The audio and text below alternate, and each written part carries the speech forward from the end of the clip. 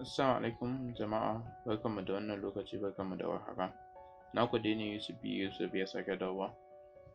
Yau ba tare da ɓata lokaci ba, za mu fara practical.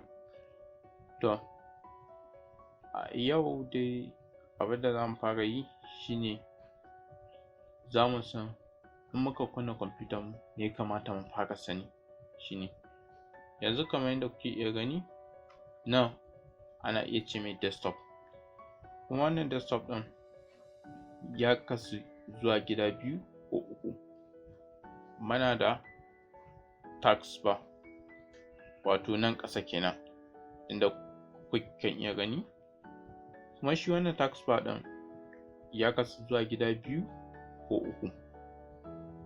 Muna da wato start button nan kenan, inda kuka ga start ɗin nan, in ka zo kai ka danna. In ka danna shi, akwai abubuwa da zai baka kamar haka. Wannan options ne na kashewa, kamar yadda kuke iya gani, ga sleep, ga hibernate, ga shutdown, ga restart. Wannan sleep ɗin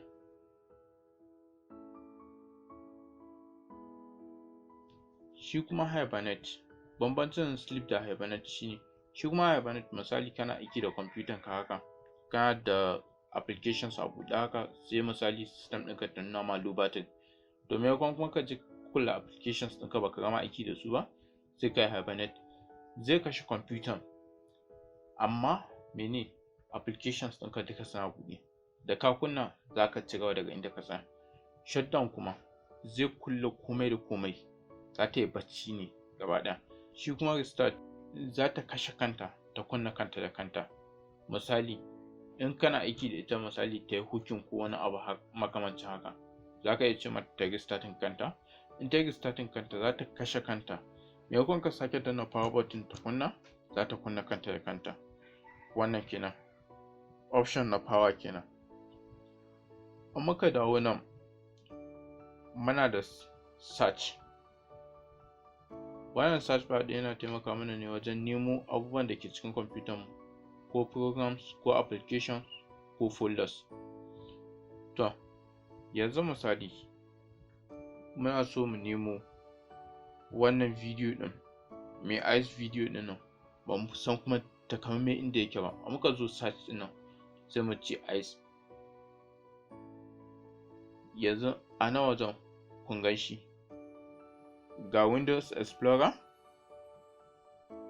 Wannan browser ce wanda ke zuwa tare da kwamfuta.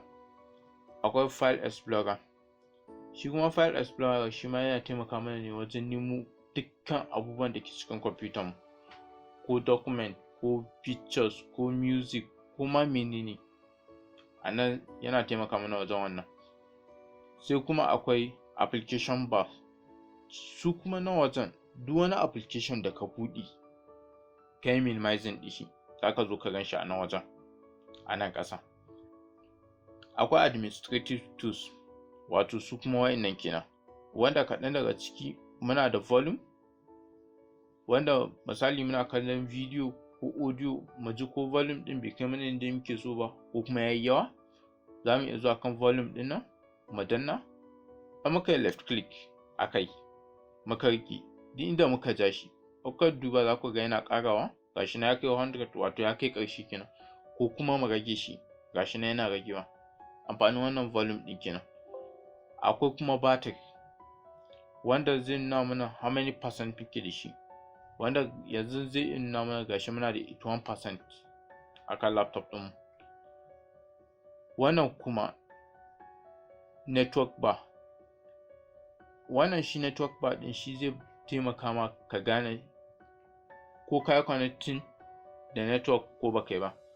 Yanzu misali a nan wajen, da a ce akwai wani hotspot da ke buɗe, to duka za ka iya ganin sa a nan wajen, sai ka zaɓa wanda kake so connecting, wanda shi kuma zai iya taimaka ma wajen kawo yanar gizo ko kai wani abu da shi. Sai wannan kuma keyboard ɗin,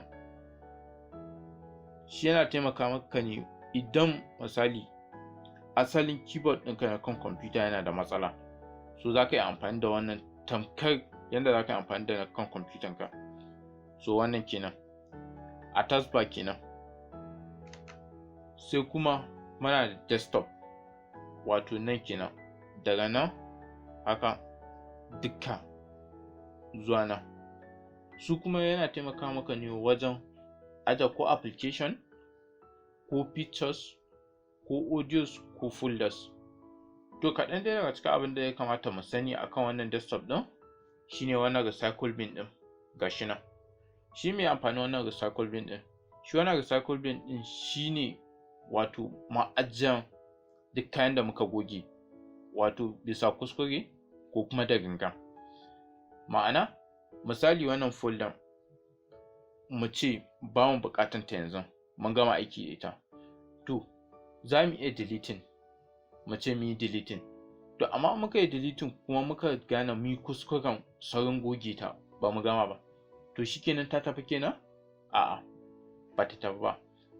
So za ta zo wannan recycle bin ɗin ta aje kanta. In kana so za ka iya dawo da ita, amma kuma abin da muka so mu sani shine wannan delete ɗin kala biyu ne. Akwai permanent delete, akwai temporary delete. Shi wannan temporary delete ɗin shine wanda in muka zo kan kuma me muke so mu goge, misali wannan folder mu ce, ko kuma mu ce bari mu creating folder, mu ce wannan new folder ɗin muna so mu goge ta, sai mu yi haka, mu yi right click a kanta, sai mu zo delete. Yanzu ga ta ba ta nan, to shikenan ta tafi kenan daga kwamfuta? A'a, ba ta tafi ba. In muka zo na recycle bin muka buɗe shi, ga ta nan. An muka so ta fita a cikin kwamfutan mu gaba ɗaya, ma'ana mun tabbatar ba mu buƙatan ta, za mu iya goge ta a nan wajen. An kuma muna so ta dawo, ba mu gama aiki da ita ba, za ta iya dawowa. To ta yaya za ta dawo? Yanzu an muka yi right click a kanta, akwai restore ɗin nan. An muka ce restore, yanzu kun ga ba ta cikin recycle bin ɗin mu, to mu kulle recycle bin ɗin mu kuma can inda muka goge ta za mu ganta, wato ga ta nan. To in kuma muka sake goge ta muka ce ba mu buƙatar ta a cikin kwamfutan gaba ɗaya, ya za mu yi kenan? In muka shiga recycle bin ɗin mu, za mu zo kanta kamar yadda kuke iya gani haka, mu yi right click, sai mu ce delete. To tabbas in ka danna wannan delete ɗin, ka tabbatar mata baka buƙatar ta har abada, baka buƙatar ta a cikin kwamfutanka.